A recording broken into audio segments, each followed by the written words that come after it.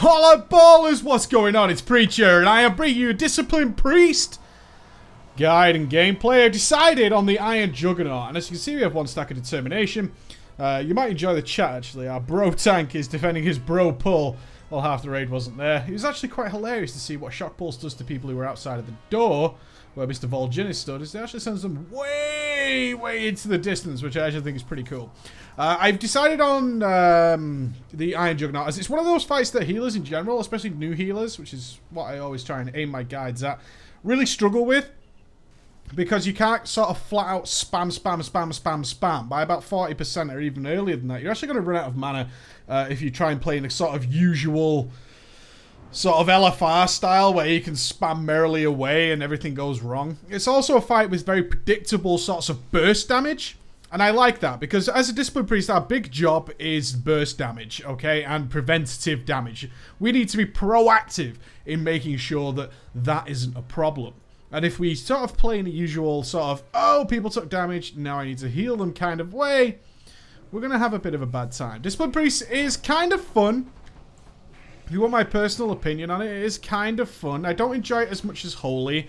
I feel it's a lot more involved.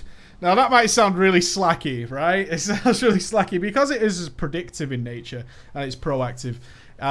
You do have to be very aware of what the hell is going on. I also started recording now because no doubt when this gets going, I'm going to be a little bit concentrating on what's happening in the fight. When I'm healing, and this has been traditionally true, so I started healing in vanilla. I was originally a priest. This character is years old, man. I mean, this guy has been around since vanilla launched. He's been about 3 different races as well. When I was a healer, one of the best aspects of it wasn't the fact that I was a pretty good healer. I was a great priest when I mastered it. It was more the case that I love watching what everyone else is doing. And that sounds really sort of cheeky, but I absolutely adore it. And healing gives me that opportunity. When I'm playing like my Resto Druid and I'm keeping hots on people and whatnot, one of the greatest aspects of doing that is I can just watch what a lot of people are doing and see what they're doing. And it's not the case of, oh, I'm looking for people who are failing. One of the great aspects about being a healer for me is spotting problems before they happen, which again is kind of proactive, but not in case of watching a boss timer. I want to notice the separation and the distinction here. Being proactive in terms of actually seeing where people are and trying to help it, especially when you've got spells like Leap of Faith. It's such a wonderful way to play.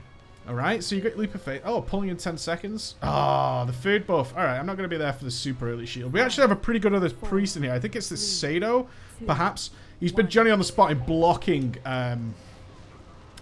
my ability to do power word shield. So we're off. So before we get too started, I'm not going to be too bothered about trying to cheese meters. Ah! What I am going to show you is my setup here. So you can see I'm tracking Spirit Shell, Power Infusion, Power Word Barrier, all the usual stuff you would expect to see.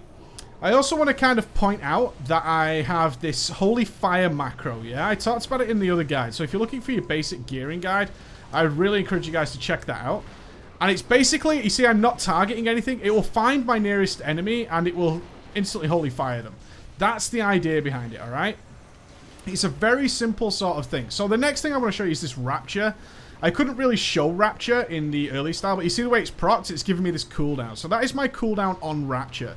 So something I need to bear in mind always is this Rapture. Alright, so we're just going to go tell you through it. So I've got my Cascade, got my Inner Focus, got my Void Shift. Very important that we have all these things tracked.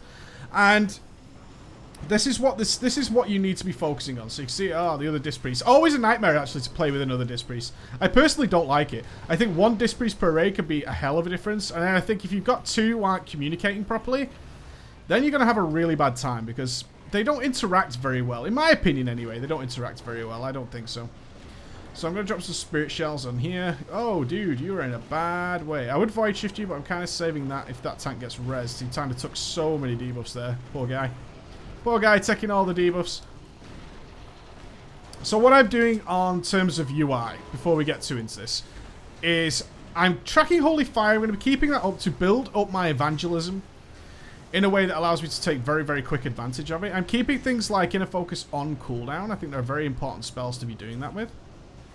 Oh, see the way I ninja'd that? You'll notice on my raid frames as well, I'm very much keeping a very, very, very, very close eye on Weakened Soul. You see the way I've got my grid set up for Weakened Soul?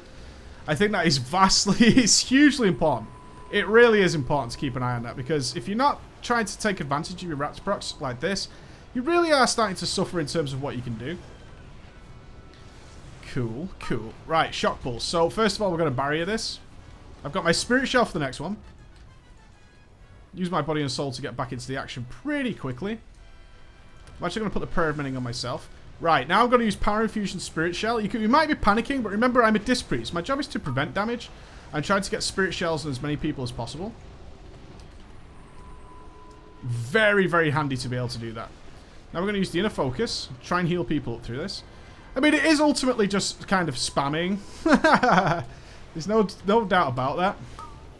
I'm actually going to pop shields on the most deadly looking people. Not to be underestimating how powerful Power Word Shield is, right? It's absolutely crazy powerful. It really is a crazy powerful spell. And will actually give you righteous amounts of defensive opportunity. Because you might be thinking, oh my god, I need to really, really heal these people. I'm going to give that guy a pain suppression. I think that is cool to give that guy a pain suppression. Because you might be thinking to yourself, oh my god, you know, I really need to heal this guy. But remember, you're a Discipline Priest. You can actually heal him in all kinds of different ways that you don't need to be worrying too much about that. If I see red stagger on this guy one more time, I'm just going to be like so creamily pissed. So creamily pissed. Keep that evangelism stack up. Nice. Oh, that was a lovely cascade. See the way you can time your cascade? A lot of people are kind of confused as to how cascade interacts. I often find people use it in the wrong way, which is like, oh, people have just taken damage, now I need to do it. Your trick is to fire it just before people take damage. What you'll see is some huge benefits from doing that. Really huge benefits.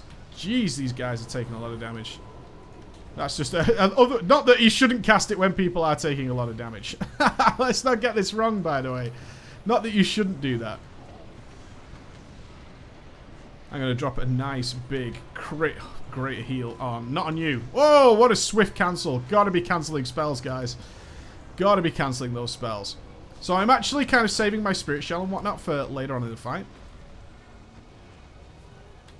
Very important to do that. I'm going to save this Cascade as well. Phase 2 is in like 25 seconds. So, yeah, I can afford another Cascade. Always watching your timers. So important to be watching your timers. Just making sure everything's pretty chill. And that was a good time for a Hymn of Hope, I think. Being very, very spammy on the mana. Just before Phase 2 starts, get that Hymn of Hope going. I'm going to have Mindbender in 11 seconds, which is lovely. Nice shield on him. Here's Phase 2. Again with the Power Infusion. I would like to have stacked my Evangelism up there, but I was super slacky, super lazy. So my idea is, I've got Spirit Shells on the entire raid. I'm going to fire off my Mindbender. I've also got to get a Prayer of Mending going. I'd like to get another Rapture proc on him, but oh no, I'm still on cooldown. There's the Shock Pulse. Boom! Fire off the Cascade there. See that? Just firing that Cascade seconds before. You can see not a lot of damage taken there. Right, so Power Word Barrier next. I'm going to Inner Focus this one. Now I'm looking for people. Here's like a good spot for Power Word Barrier, I think. There's the Shock Pulse. No one looks too dangerous, so I'm not going to be too spammy. Lovely. Just keeping people safe wherever possible. I'm going to fire the Cascade just as it happens. Shield on you. Right, Shock Pulse now. Lovely. That Cascade just putting in work at the end of it. You can see that there. I'm not going to save everybody, but what the fuck, right? I hope that gives you some ideas. It wasn't a perfect play. I need to play a healer a hell of a lot to get down to my play, but I'm hoping to give you the ideas as I was lining up those cooldowns, just preparing them for the right time, yeah? Just preparing for the right time. That's what I always want to do, alright, guys? You have a good day. I'll see you again.